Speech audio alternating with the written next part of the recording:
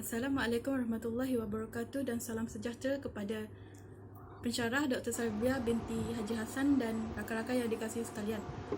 Pada kali ini saya Nurul Haifazna binti Abdul Aziz dan ahli kumpulan saya Ros Amandi binti Rozlan akan membentangkan tugasan yang bertajuk Perbandingan Variasi Fonologi Kosakata Dialek Melayu Samarahan dan Dialek Melayu Limbang.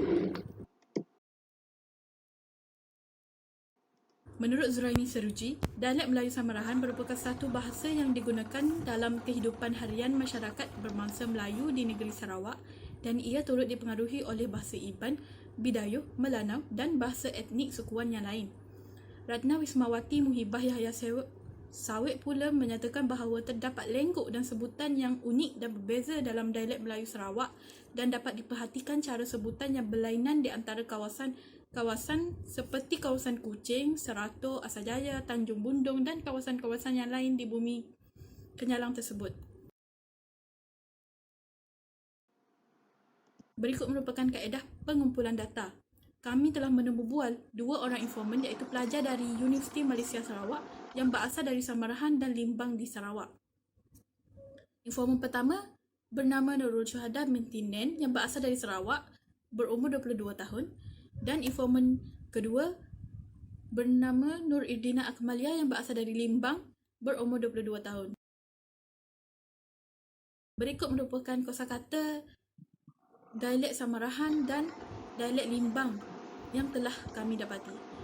Berambeh, bermalam bermaksud bermalam, nanggah, lihat bermaksud tengok, kau bermaksud engkau, jai, jahat bermaksud jahat, sungkai bermaksud buka puasa, asuk, kuyuk bermaksud anjing, api, garan bermaksud elektrik, berekod, berlusir bermaksud lari, nunggah, lagan bermaksud panggil, lawa, ambung bermaksud sombong. Berikut sedikit penerangan berkenaan perbezaan fonologi dalam kedua dialek tersebut. Dalam dialek Samarahan, bermalam dan lari dalam dialek penutur di kawasan tersebut menyebutnya sebagai berambeh dan berekod dengan membunyikan dan menggetarkan kesonan R dengan cara hujung lidah digetarkan apabila ia menyentuh gusi. Dalam dialek Limbang pula, kosakata bermalam digugurkan dan tidak dibunyikan kesonan R selepas vokal I.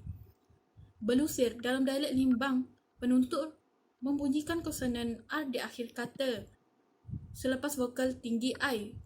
Seterusnya, kosakata nangga dan nunggah dalam dialek Samarahan terdapat konsonan sengawan nge selepas vokal A. Bunyi nge dihasilkan dengan cara belakang lidah diangkat ke langit lembut. Apabila langit lembut diturunkan dan arus udara dari paru-paru akan keluar melalui rongga hidung. Kemudian, glotis dirapatkan dan pita suara akan bergetar, maka terhasillah bunyi nge. Pada kosakata ko, vokal A dan U menjadi vokal belakang separuh luas iaitu O. Cara penghasilan vokal ini dengan membundarkan bibir dan rahang dibuka separuh luas. Kemudian belakang lidah dinaikkan ke velum. Velum dan uvula dinaikkan menutup rongga hidung agar udara tidak terkeluar manakala pita suara dirapatkan supaya udara keluar dengan menggetarkan pita suara dan terhasillah bunyi O. Perkataan lawa pula diakhiri dengan vokal A iaitu vokal depan luas. Cara penghasilannya ialah dengan menghamparkan bibir dan meluaskan pembukaan rahang serta depan lidah diturunkan serendah mungkin. Kemudian velum dan uvula dinaikkan bagi menutup rongga hidung agar udara tidak terkeluar daripada paru-paru ke rongga hidung. Akhir sekali pita suara dirapatkan agar udara dapat dikeluarkan dengan menggetarkan pita suara. Seterusnya, jai, kuyuk dan asuk pula ia mengalami penggelotalan di akhir perkataan. Penggelotalan berlaku apabila fonem kah di akhir kata berubah menjadi hentian glotis. Bagi kosakata jahat dalam dialek Limbang pula sama sahaja sebutannya seperti bahasa Melayu standard iaitu jahat. Ia diakhiri dengan konsonan T iaitu plosive uvula tak bersuara.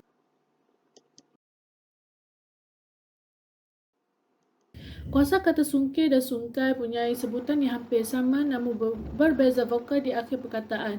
Kosakata sungkir terdapat sebutan vokal I di akhir perkataan. Ia merupakan vokal depan separuh luas. Kosakata sungkai pula diakhiri dengan bunyi diftong I. Bunyi tersebut dihasilkan dengan kedudukan lidah secara anggarannya pada posisi semasa menghasilkan bunyi vokal depan luas A dan dengan pantasnya beralih ke bunyi vokal depan sempit E.